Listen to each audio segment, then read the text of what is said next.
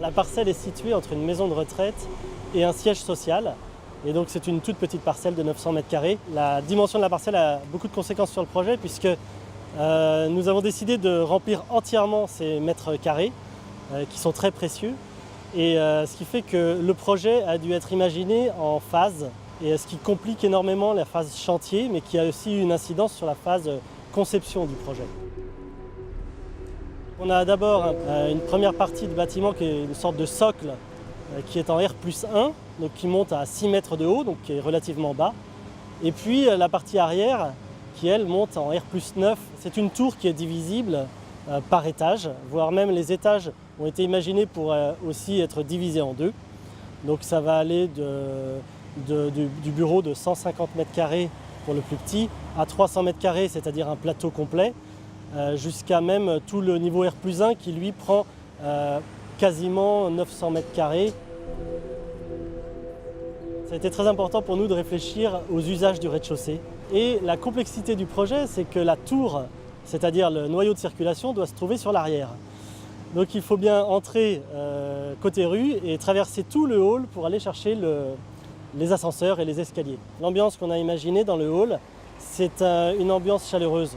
On a voulu vraiment jouer la contradiction complète à l'intérieur et de jouer sur un grand mur qui est vraiment linéaire sur la totalité du hall et de le traiter avec des lames de bois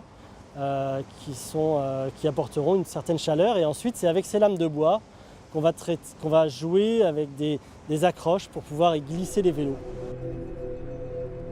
Au niveau des circulations, on a imaginé donc, 2 ascenseurs et 2 escaliers qui sont la façade arrière qui donne sur la voie de chemin de fer pour s'abriter du bruit. Donc l'escalier, c'est un escalier extérieur qu'on a imaginé un escalier à double révolution, comme l'escalier de Léonard de Vinci, qui fait que dans très peu d'espace, on arrive à avoir 2 escaliers qui desservent l'ensemble des étages et qui ne se croisent jamais.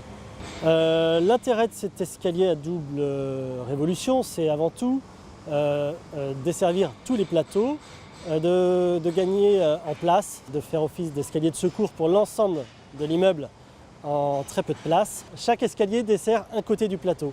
Et ce croisement d'escaliers amène une richesse à la façade qu'on a trouvé intéressante de mettre en valeur. Et c'est pour ça aussi que l'escalier est totalement extérieur. On est parti sur 2 types d'ouvertures. Donc on est parti sur un rythme qui permet de diviser en nombre de bureaux. Ce qui nous a donné des nombres de fenêtres et ce qui nous a donné des dimensions de fenêtres.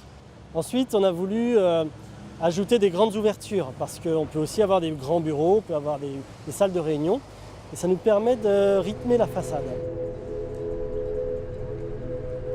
Aujourd'hui, il y a plein de courants d'architecture qui vont vers des matériaux, je dirais, industriels.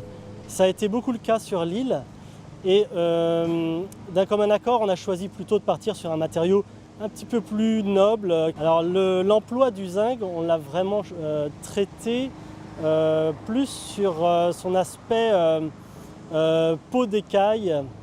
Donc on a vraiment cherché une pose très singulière qui s'appelle la pose en bardeau, qui est une pose qui ne se fait presque plus, je dirais, qui se fait peu ou plus, et qu'on a voulu remettre au goût du jour. Donc elle est entièrement calpinée sur les menuiseries.